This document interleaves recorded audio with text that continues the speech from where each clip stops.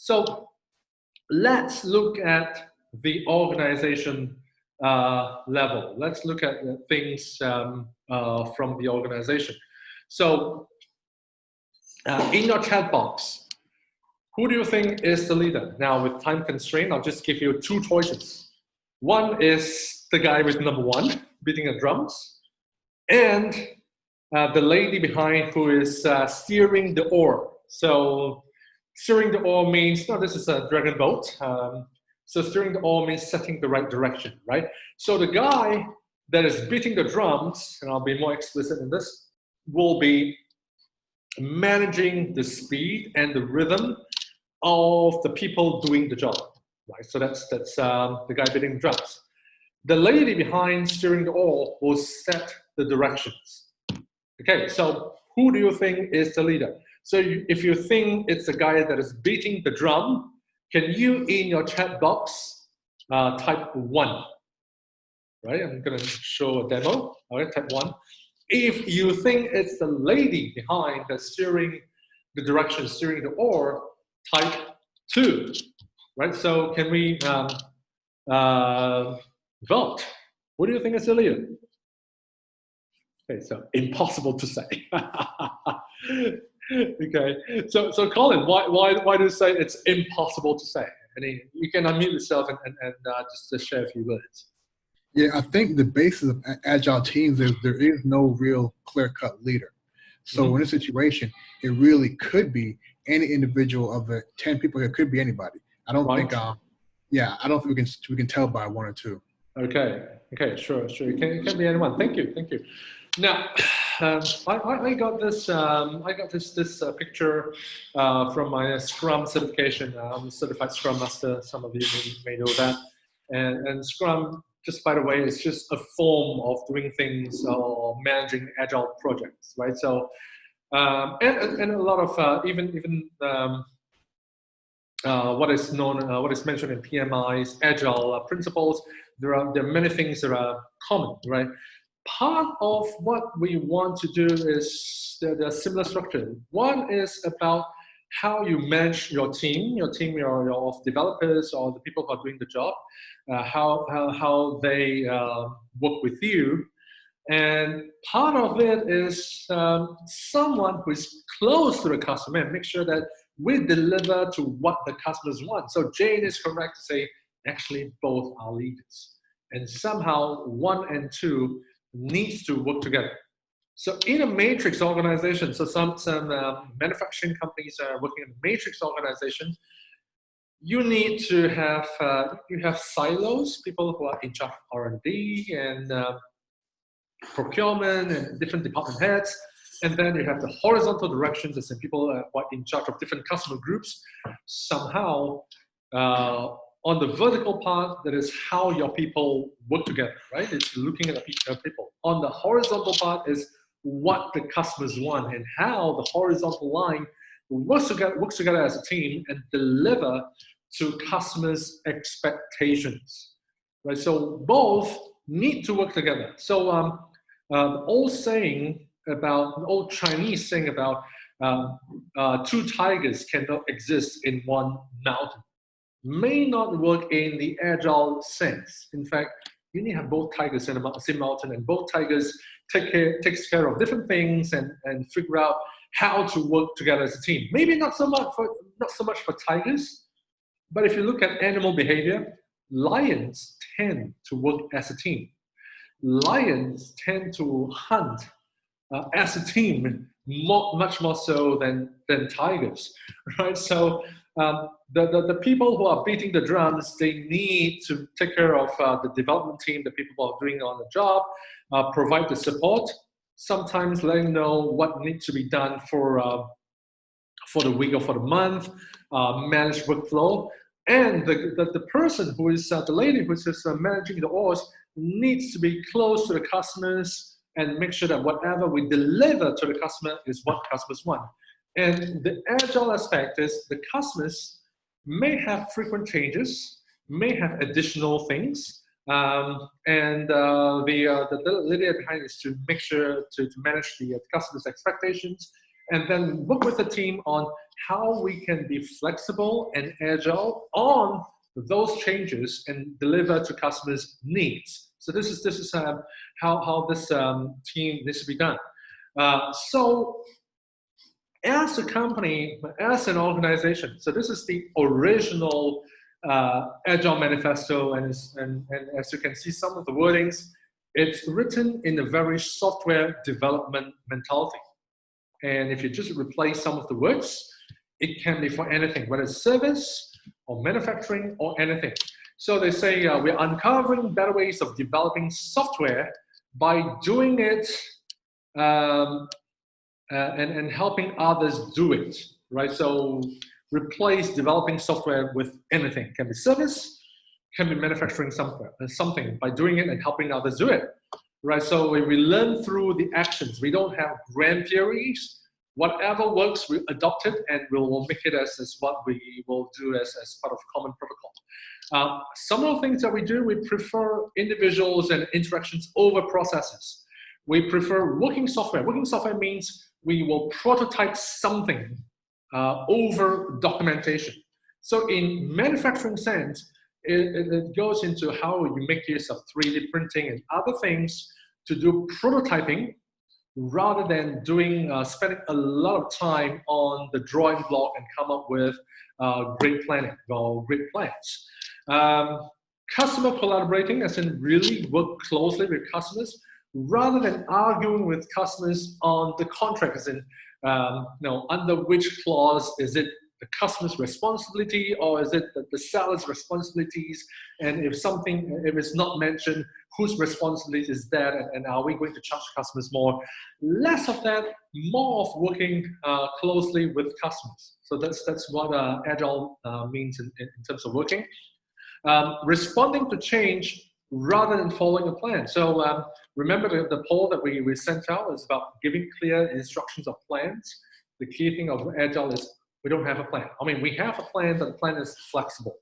The plan is subjected to change, and we have a way to adapt those changes.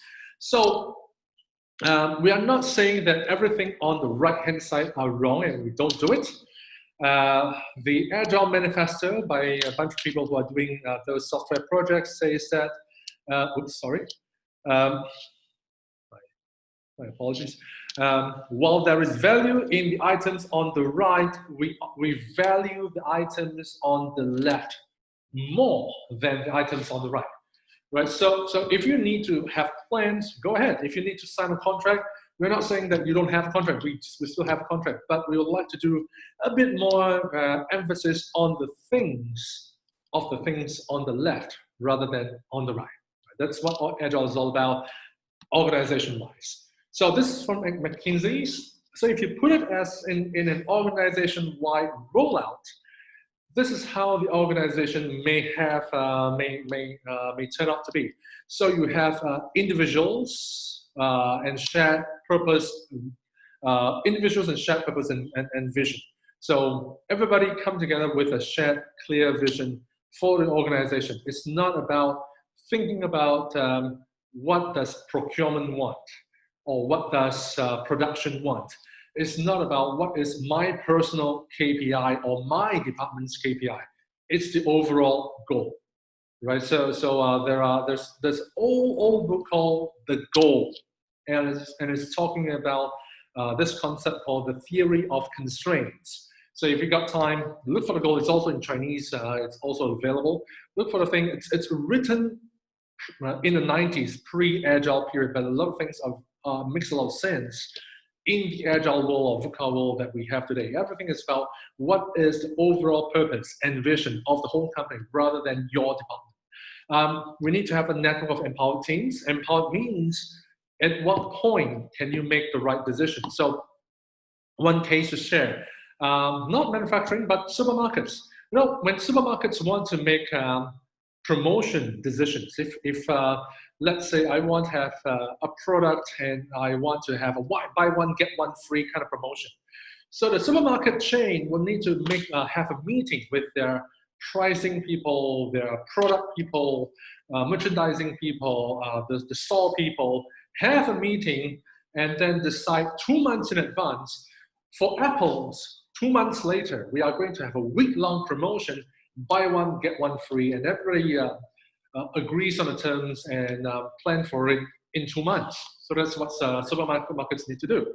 Now, what the current online, offline, O2O type of hybrid supermarkets want to do is to say that, now, if we see our competitors having a buy one, get one free promotion in their stores today, can we have a response in 48 hours, in 2 days, to say buy one, get one free for oranges? We don't want to go head-to-head competition, but let's respond in a different way so that we drive traffic to us as well. So can we be flexible and have a response in 48 hours and buy one, get one free for oranges, rather than to wait for another 2 months and then have that oranges promotion? So what needs to be done for that organization is to have teams of people from different departments come and form the Agile team, and having the decision-making power to say that in 2 days' time, this is what we are going to do. What kinds of oranges, what kinds of scale are we going to do it? Are we going to do it for all oranges, for unlimited supplies, or are we able to limit to how many purchases per person, until what extent?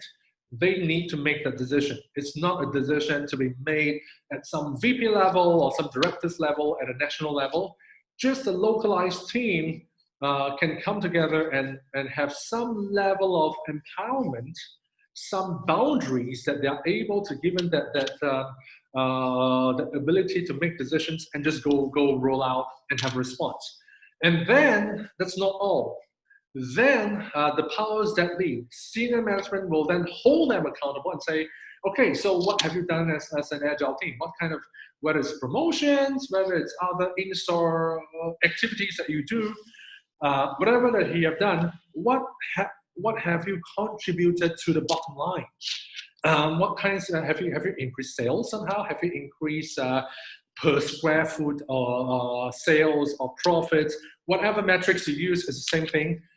Hold that Agile team accountable to whatever initiative that they're doing, right? So this is what McKinsey is trying to say, and this is what companies, when it goes to Agile, what they want to do. It's team, and it's not it's team-based. It's highly empowered, but it's not like do as you wish. You still have to be accountable to whatever have you been doing, and what are the results, right? We may not be supervising you as in very closely, as in what you should do or what you should not do. We give a great amount of freedom and tools and support, and then we want to see the results. And the thing is, if you get a bad result, it's not the end of the world. We will have meetings, we will have feedback, and find out what is it that they have been doing that is not giving you the results you want, and what is it that other teams are doing that are giving them the results they want. And we learn from each other, right? So those are some of the hallmarks and trademarks of eventually what an Agile organization looks like. So with that, from an organization point of view, these are the barriers. Sometimes it's not about motivating the individual. Sometimes it's about, as an organization, what have you been doing? So if you have outdated behaviors, command and control leadership, you do things that the boss tells you. If the boss doesn't tell you, you don't be overly smart and try to do something. That's not the case. You need to have some level of initiative. No more, that's not my job. Less of managing, more of coaching your people and let the people know what to do without you explicitly telling them exactly what they need to do. Give them an idea, have a boundary of what they can and cannot do. Give them a goal, let them do it. This is what we want more people to be able to do it. So what we want to look at is less restrictive practices. So less of, not to say we don't have governance, not to say we don't have control, but less of that controlling, less of the supplier mentality and more of the partner mentality with our partners. So do you see your supplier as just supplier and then we squeeze them for price? Or do we involve them more about what we want to achieve and treat them more as a partner? Price, the buying price is still important.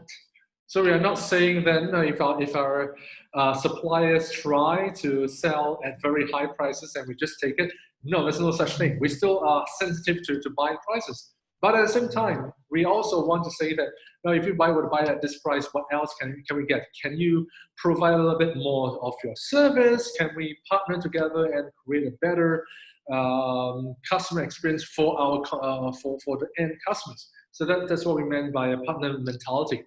And also because it's agile, even though as human beings we want to have quick responses, if you have outdated systems, if you are not well motivated, if you are not into smart manufacturing in one way or the other, then you are not responding fast enough. So the human side can be fast. The machinery side, the technology side also needs to be fast, right? So those are some of the abilities. And again, if you really want to demotivate people, is to tell people that, oh, you can do this, you can do that, you're empowered to do a lot of things you can do, only to be let down by not having good systems and technology to help you to help you reach the goals that you want to do, right? That can act as a very strong demotivator. So finally, how do you then motivate your team? Part of what we want to do is this: think big, think about possibilities, start nimble. Not so start small. You can start small, but small and then fast. So that's what we call start nimble. Start small things, but putting it into quick practice, you get a quick feedback. You know that whether it's working or not, and make quick adjustments or quick small adjustments, right? So this is just the general rule about getting into agile. So if it's, just to give an example, if you're a company that is the traditional sense, so you got silos, you got R&D, production, finance, procurement, etc. And then you want to go horizontal, you want to go matrix. So what do? So let's start with a customer group, or let's start with some focus, right? Let's start somewhere with horizontal where it is not a big deal. It's not something that requires a lot of people to work together. So it can be a small customer group that is easily implemented. And if we were to fail, it will not impact on our most important customers. So let's start somewhere with a horizontal matrix organization with a small group of people. And let's start with this mentality that if we don't fail, we don't learn. So let's start something, try something, not because we want to fail, but we need to start somewhere. So if we fall flat and it fails badly, it is something that we can learn from it in the next iteration, and then we can do better. So we start with something small and learn from it, and if we gain more confidence going into the next customer group, right? So that's something that what we mean by think big but start nimble. Also, in terms of agile, there are certain things that leaders, managers need to do. And there are certain things that only on an organizational level that we need to change. So there are limits to just managers as in leaders, how you want to arrange your team. You can empower your team, you can coach your team, you can give timely feedback and have a lot of flexibility in your team. And there are also things that only from an organizational level to give the right resources, and of course, changing parts of your organization culture that you need to instill before you move forward, right? So there are two aspects: motivating your team to be more agile. Part of it, it's the manager's responsibilities. Part of it, it's the organizational responsibility, right? Just to the thing about. And can I emphasize more on this? This is from Sun Tzu Art of War. And what we want to say is, autonomy, giving people some leeway, empowering people is not so, it's not really that much of a foreign concept. There's not so much totally a Western concept. It came from Sun Tzu Art of War. The ruler that does not interfere with capable generals will win the war. You don't want to interview, if your generals are capable and they are aligned with your goals, as long as they stick with general guidelines, let them do their job. Same thing for Agile. Some of the things you need to work as a team, you need to work as a small group. There are certain levels of empowerment for your Agile teams. Let them do their jobs, set certain boundaries that they cannot overstep. And within that, it's about understanding, having the transparency of feedback, and giving them that space to grow, to learn, and to go into a better iteration. Right. So that's the thing. And last but not least, what gets measured gets done. Think also for your metrics. If I'm just giving an example of a steel plating industry or a metal sheet plating industry. Now, if you are a steel manufacturer, 钢铁 steel, right? And if you are manufacturing 2-inch steel sheets, right? Just simple thing, 2 inches steel sheet. And then you got different customers who's got different needs. So you're doing this for 2 inches steel sheets, and then you have a new customer order, and that new customer order asks you to manufacture 4 inches steel sheets, right? Change the different customer requirement. Now, if you were to change, reset your production from 2-inch to 4-inch steel sheets manufacturing, it takes you 2 hours to do that retooling, right? For safety and whatever reasons, it takes at least 2 hours to reset, retool yourself. Now, if your matrix, how you are measured is how much steel, how much of your steel sheets you can produce in a day or in an hour, you are not going to tweak your steel sheet productions anytime. You are not going to be responsive to customers' needs. You think about, how can I maximize my production of the 2-inch steel sheets that day, even though there are no further customers' requests for 2-inch steel sheets. If you have requests for a 4-inch, that will be tomorrow or the next change or next week. Even though I have over-produced 2-inch steel sheets, it will sit in my warehouse as excess in total inventory rather than changing.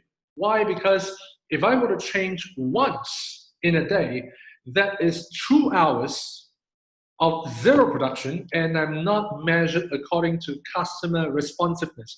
I'm only measured according to how much I can produce in a day, right? So that is the matrix. And if you have the wrong matrix, you are never ever going to be agile.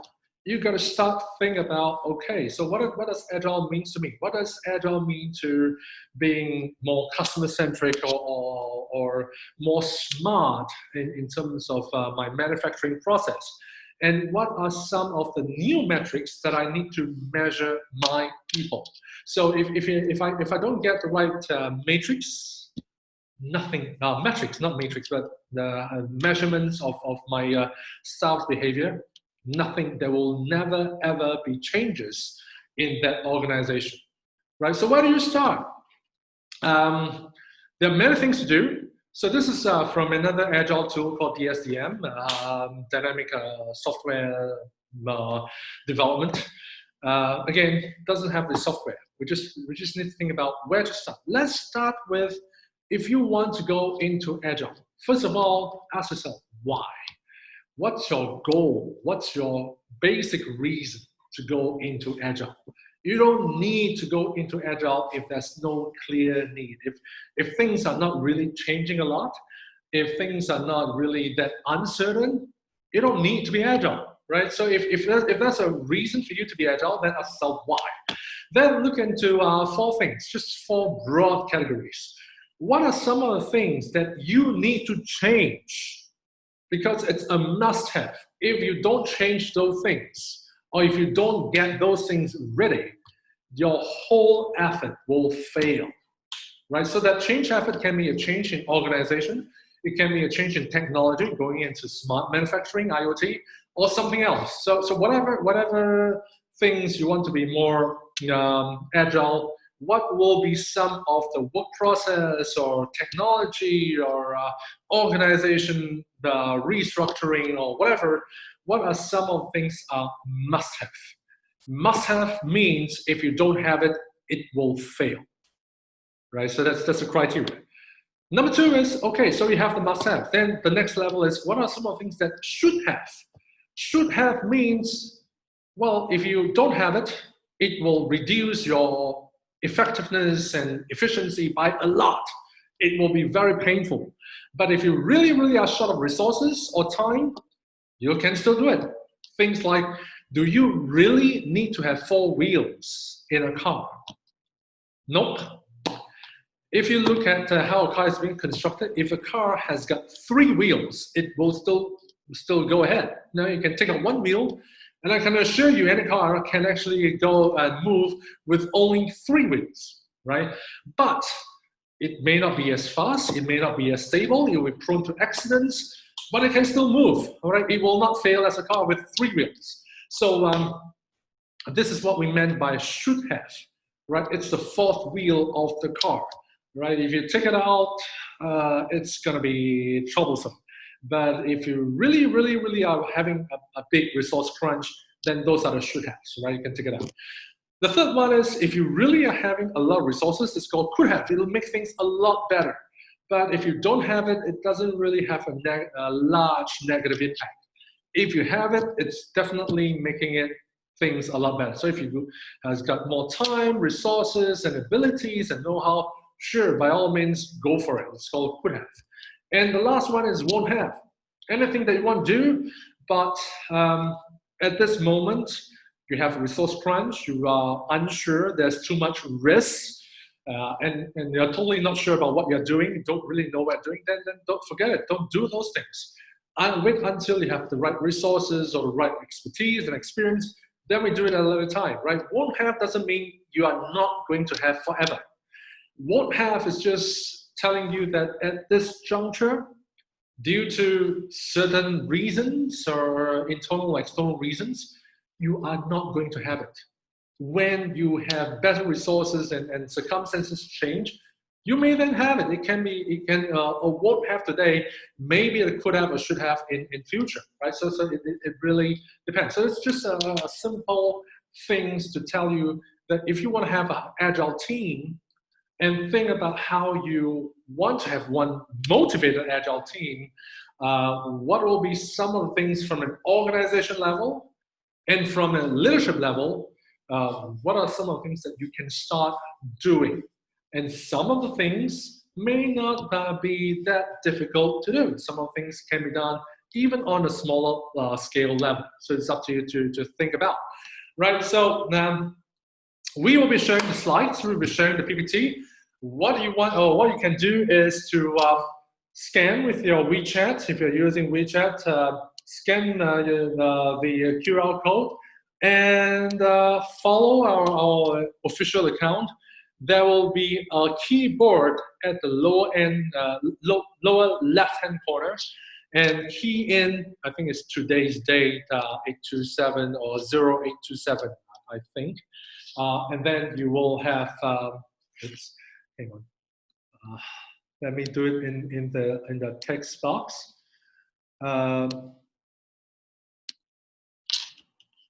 Key in 0827, and you should be able to download the entire slides in your WeChat. If you don't have it, let us know, and we'll convert to PDF and send to everyone who wants a copy.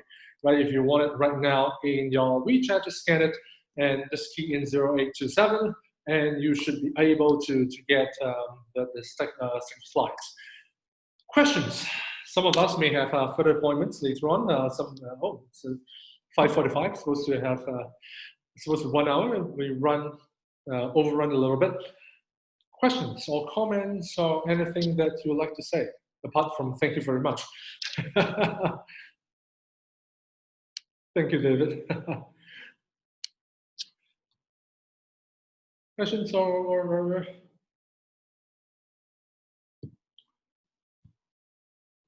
if you are going into some kind of agile implementation of any kind, or even if you have certain changes that the company is looking at, trying to cope with whatever changes right now, can be it could be because of COVID-19. It could be just general changes in the market, U.S.-China relations, whatever. That you need to have frequent changes in the company. Some of the concepts may be useful. It can also be if you're as a manufacturing company, you're moving into smart manufacturing, and some of the work processes need to be changed so that you really reap the most out of smart manufacturing. Which, by the way, we will be having a joint event on the 3rd of September with GAMI, with the German Karlsruhe Institute of Technology. They will have some guy to talk about the future of smart manufacturing, whatever it is, that's the technical part. And we'll be talking about how do you then organizationally change into to be ready for smart manufacturing, because having the right equipment is just part of the story. You need to organize your people, right? Oh yes, our budget is limited. What can you do about motivating? Thank you, Jonathan. First of all, the good news is that you don't need to increase the budget, other than unless you are talking about increasing headcount and you want to hire better people, right? So if you are just using your current bunch of people, there is not much of budget to be given because you don't need to pay much. What is more difficult, actually, if budget is more, if you're able to solve by paying people more, that's an easier solution. The more difficult solution is, it's not a situation where if you are to pay more, you get more. It's more of a situation where think about what are some of the things that you want to go where people can be organized in teams, and that team can have their own, they are empowered to make some level of decisions. Right? Start with those areas.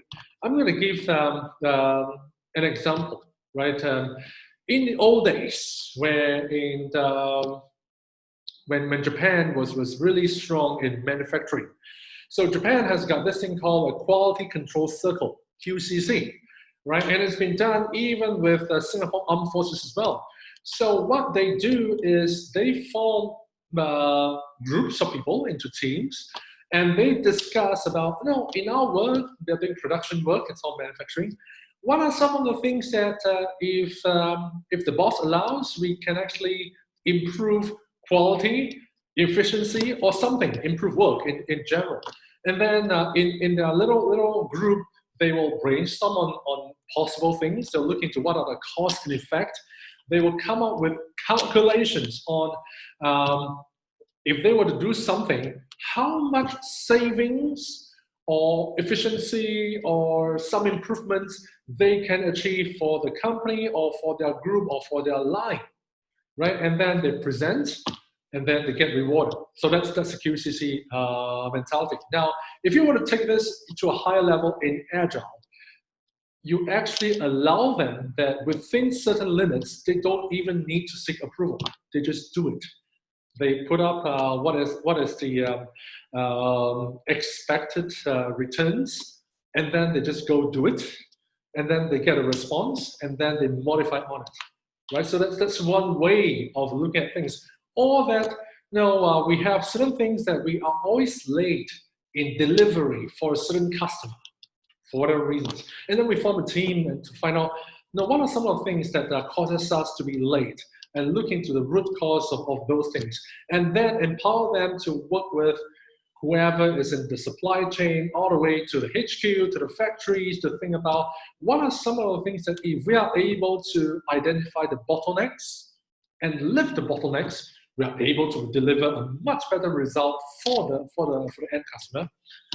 Then just go do it, right? So those are some of the things in Agile that we can look into how to move forward. Oh, one more example is we have a client who needs to do a business plan for the next 5 years, and we put Agile practices for the plan itself because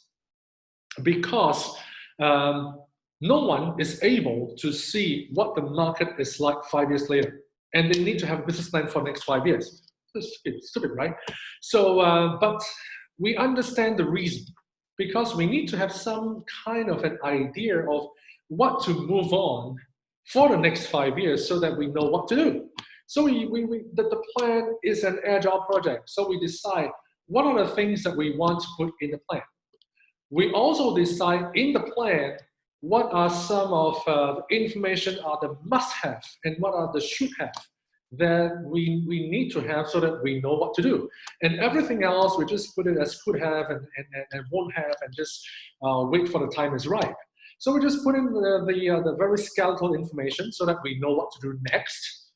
And it's just me, the client's boss, MD, and 2 sales guys handling 2 different BUs. So it's just that, and we just have weekly meetings and just find out, okay, in the plan, what have you done? What are some of the things that you have put into the plan that is useful? We don't want unuseful information. That is useful for you to know what are the next steps that you can do for your next sales plan.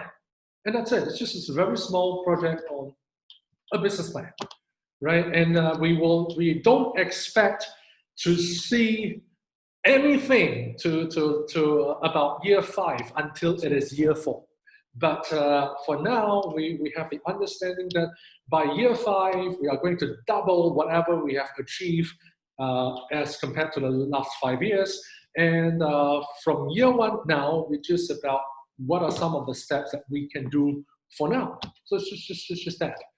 Right, just to give it a perspective on that. Right, thank you for your time. I think we have mentioned a lot, and feel free to if you have gone to our official account, if you have questions, feel free to email, WeChat, and do whatever contact, and we'd definitely like to have a conversation around it. Right, thank you so much, and hope to see you in our other events. Thank you.